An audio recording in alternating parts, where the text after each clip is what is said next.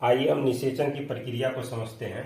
तो निषेचन में क्या होता है कि जो महिला का जो ओवम होता है, महिला का ओवम जिसके ऊपर कोरोना रेडियोटा की परत होती है, इसके अंदर एक न्यूक्लियस भी होता है, ठीक। और पुरुष का स्पर्म, जब दोनों आपस में मिल जाते हैं तब निषेचन की क्रिया क्या हो जाती है, प्रारंभ हो जाती है। तो ये जो महिला का जो ओवम है, ये ओवम महिला का,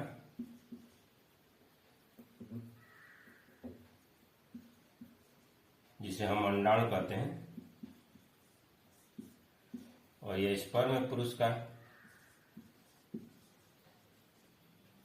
शुक्राणु जिसे हम कहते हैं, ठीक। महिला के ओवम को हम फीमेल गैमेट भी कहते हैं।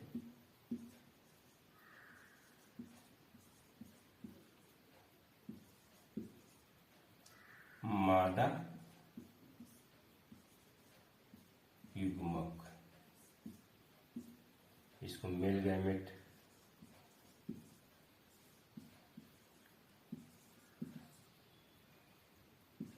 नर युग्मक।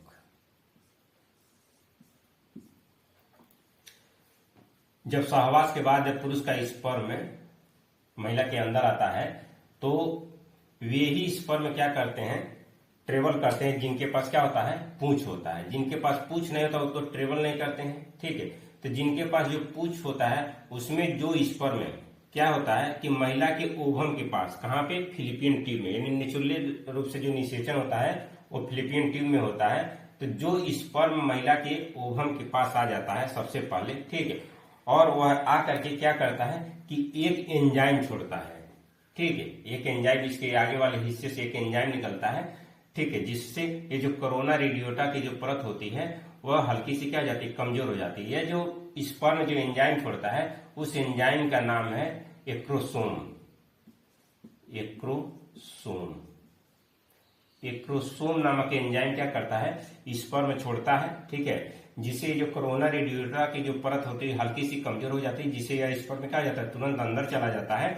और जैसे ही पुरुष का स्पर्म अंदर जाता है वैसे ही ओवम क्या हो जाता है, एक कड़ा हो जाता है। इन कोरोना रेडियोटा की जो परत होती है वो तो कड़ी हो जाती है, फिर दूसरा स्पर्म इसमें नहीं जा पाता है और यह निषेचन की क्रिया क्या जाती है, पूर्ण हो जाती है, ठीक। और जैसे निषेचन की क्रिया पूर्ण हो जाती है तो यह दोनों मिल करके क्या बना लेते हैं, जाइगोट बना लेते हैं।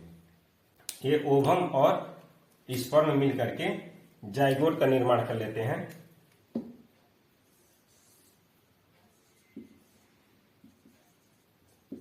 इसको युग्मनज कहते हैं, युग्मनज।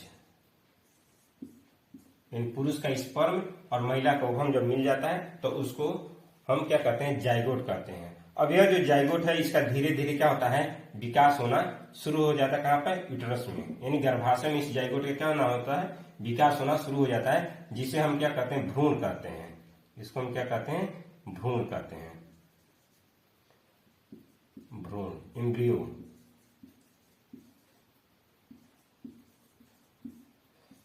अब यह जो एम्ब्रियो है ये तब तक एम्ब्रियो ही कहा जाएगा जब तक यह क्या हो जाएगा, बाहर नहीं आ जाएगा, ठीक है। यानी लगभग 9 महीने तक यह माँ के पेट में, इसको हम क्या कहते हैं, भ्रूण ही कहते हैं। जब यह बाहर आ जाएगा, ठीक है, जब यह पैदा हो जाएगा तब जाकर हम इसको क्या कहते हैं, शिशु कहते हैं, बेबी कहते हैं।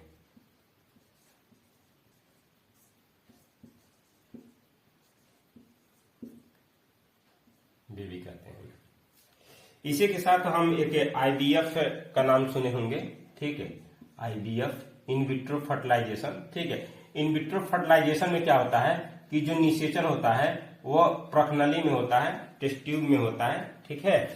यानी महिला का ओवम और पुरुष का स्पर्म निकाल लिया जाता है और बाहर टेस्ट ट्यूब में, प्रकनली में क्या किया जाता है, निषेचन करा करके फिर उसको यूटेरस में स्थापित किया जाता है। फिर वो क्या होता है, तब जाके वो भ्रूण और शिशु का विकास होता है।